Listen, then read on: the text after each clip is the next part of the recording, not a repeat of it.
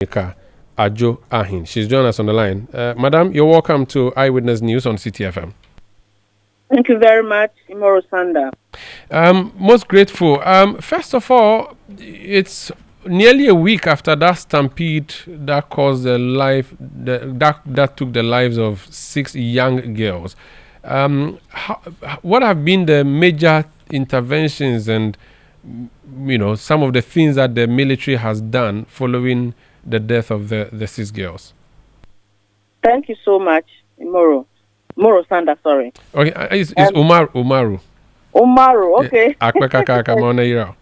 You are okay. Yes, that Wednesday is a tragic incident. And then anytime I get the opportunity, I think it's just proper that I apologize on behalf of the Ministry of Defense and the Ghana Armed Forces. We extend our condolences to the bereaved families. The Ghana Armed Forces has taken a number of steps, and one of them, under the direction of our Commander-in-Chief, is to constitute the Board of Inquiry, which has started. The officers in charge of the department that is responsible for recruitment have been asked to step aside.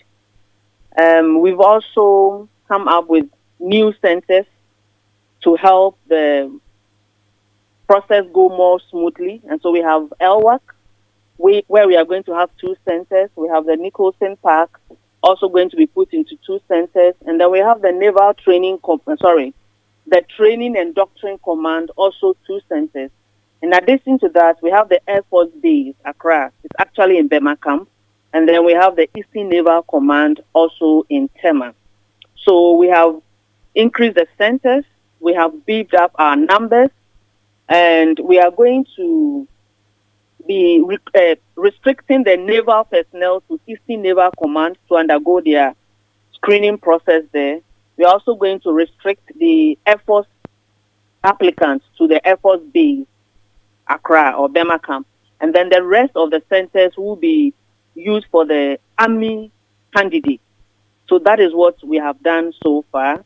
Aside that, the government also delegated an entourage to visit the families of the bereaved, of which myself and other senior officers were also part.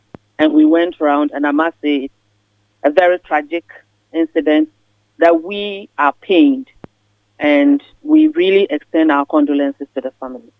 I see. So you visited the families of the bereaved, the bereaved families. What about the injured? What's the state of affairs? What do you know so far? Okay, thank you. The injured are doing well. They are at the hospital and they are receiving the best of care. On the day of the incident, we had 5 people at the ICU, intensive care. As we speak, 3 of them are doing well and they've been moved to another ward. On the day of the incident, 29 people came to the hospital. As we speak now, we have about 16 currently there. For those in the intensive care now, we have 1 that is also doing well. We are left with 1 who is not doing too well. Others, they are all receiving care. Some have been discharged and they have gone home, and they are getting the best of care, that I must say, because we are praying that we do not lose another life. So we are giving them all the best that we can. I see. So does it mean that the armed force is taking care of the medical bills, or government is doing it? What is the situation? Oh, the armed forces is a baby of the government, if I can put it that way. So yes, 37 is taking the full bill of everybody that comes there with any form of accident related to this incident.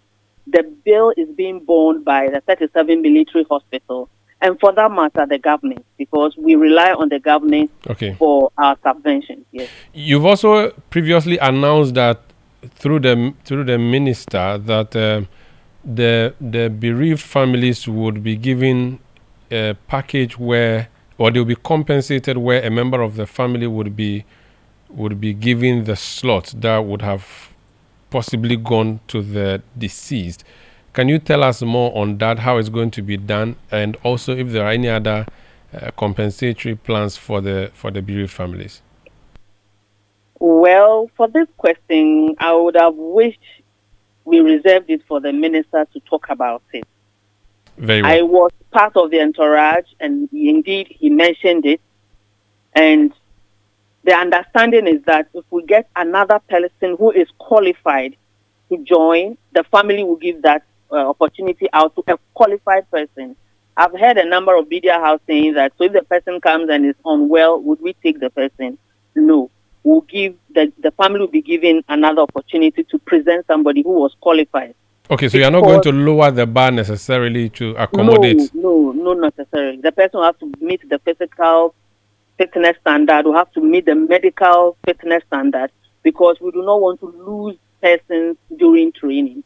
But as to compensation and the others, I believe that the minister is better placed to speak about them. Okay, but do we know what caused the stampede as yet? Thank you for that question. I think I mentioned it earlier on. A board of inquiry has been constituted to help us understand what really went wrong. Over the years, all our recruitments have been done at LWAC. And for the first time this year, it has been decentralized to all the 16 regions. So that we are still at a loss as to what led to the stampede.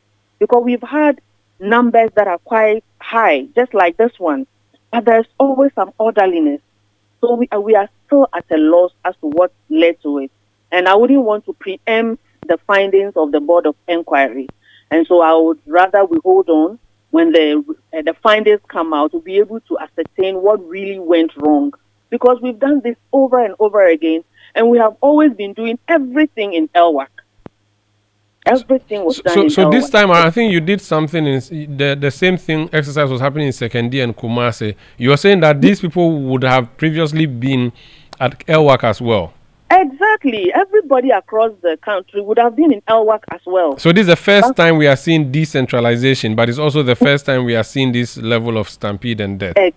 That is very true. And so the process is going on in all the 16 regions as we speak.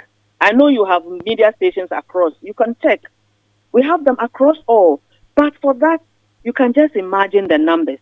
So we are still at a loss that we thought we were bringing something innovative. And for this very year, we are having this unfortunate incident.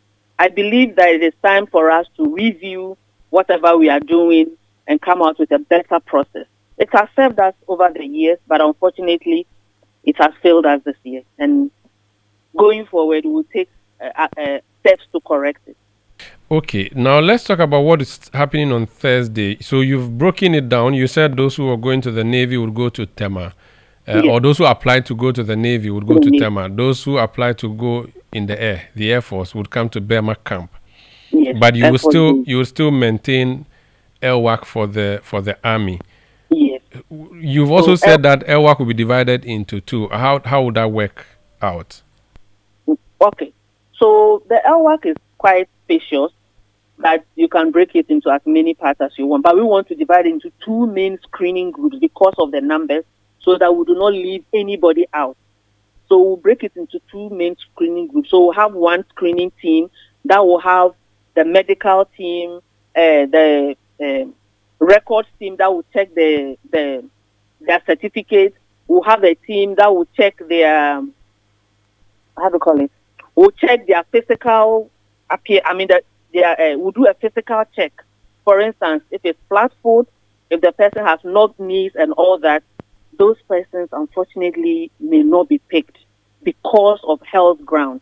So we are going to have two main groups at the stadium. It can always be divided into two by using any barricade or anything to divide it. But do we know what the capacity of the LWAC is and whether the numbers that you are bringing would fit? Okay. The numbers that we are expecting in LWAC will not be more than 1,200. Because each group is going to be 600. The two groups, each one is going to be only 600. So we'll be having 1,200. I know the capacity of the LWAC is in thousands. I'm not sure of the exact figure, but I know it is more than 3,000 or 5,000. I think I need to confirm the exact capacity. That's fine. And you are doing about 1/3. And are you going to do morning and afternoon like the Minister for the Interior announced for the interior security agencies, or you are going to just say the first 600 go to Block A at Elwak, second 600 go to this group and spend the whole day? Are you going to do it for 2 days or 1 day? What's the plan? We are going to do it for a minimum of 5 days. This phase, actually, the screening is in phases. So this is the phase 1, where we inspect their certificates and we do the physical body check. So we'll call Serial 1. They will inspect your certificate, inspect your, do the body check. You go Serial 2 until we complete it. If we are able to complete it early enough, then maybe the next day we can consider maybe adding 100 or something just to fill the gap. But nobody will come morning and another group will come in the evening. We start with the group. Once we are done for the day, would have been done. Let me quickly chip in this. Some of the applicants came very early because they thought that when they come first, they'll be called first. That is not how it is done. We will be inviting the applicants based on their serial numbers. So we'll start from serial 1, 2, 3 in that order. So rushing there on time doesn't mean you'll be served first. So I thought I needed to put this across. Okay. There's something innovative that the Minister for the Interior, Muntaka Mubarak, said a few days ago. He said that if people, so they have decided for their part, and it's not yours, but I just wanted to see if there's a way we can compare notes. They said that they would do the first 500 or 600 in the morning, the second group in the afternoon, and that if you are scheduled for the afternoon and you rush and come in the morning, you are automatically disqualified. We have seen what happened on Wednesday. We've seen that people came as early as 11 p.m. the previous night. Some came at 1 a.m. Some slept at the Elwak Stadium. What is your plan to prevent that from happening? Because it is the first come, first serve thing that has led to what we saw, isn't it? Yeah, you're right. So what we have put in place is that we have beefed up the numbers of military police who will be at a checkpoint of every screening center. You will need to provide your summary sheet to be allowed in. If you are a non-member, we will appeal to the general public not to try coming there because we will not allow you. If it becomes necessary and we'll have to arrest you and hand over to the police, we will do so. And so in my press release, we requested the public that they should not accompany the applicant. So we have also beefed up our numbers. We'll have the military police in position to ensure that only applicants will be allowed in. And even if you're an applicant and you come at the wrong time, I'm sure it could even lead to your disqualification. So we are also doing something similar. Okay. Are you going to send text messages to these people where they will know their serial number and the time of day they should come and which place they should come to, whether Elwak or Tema or Burma Camp? Thank you. All the applicants have serial numbers. The moment they went online to apply, they were given serial numbers. So they have already. Now, we'll be sending them SMSs that will indicate where you are going, what time you are supposed to be there, and what date you are supposed to be there. So that is how we are doing it. And I also stated in the press release that if by Thursday you have not received any SMS, we have put out 2 numbers. One is for WhatsApp and one is for call. They could also come to the page, those numbers, and then get in touch with us. Aside that, we have the portal where they could go and check. We also update the portal from time to time. So they can either receive them SMS, go to the portal, or call or WhatsApp us. I don't know if I can mention the numbers, if that's fine with you. Please do. Okay. So for those who wish to call, the number is 0256 405 104. I take again 0256 405 104. For those who would want to WhatsApp us, the number is 0256 405 154. The difference is the last 2 digits, 0256 405 154 for WhatsApp messages. So they have all these avenues to explore. But these are just for people who do not receive messages from you. If they do, they don't need to call or text these numbers. They don't need to. And you are sure that your IT system can support the calls when they start inundating you and the messages? Oh, yes. We are expecting not more than 600 for each center. So, yes.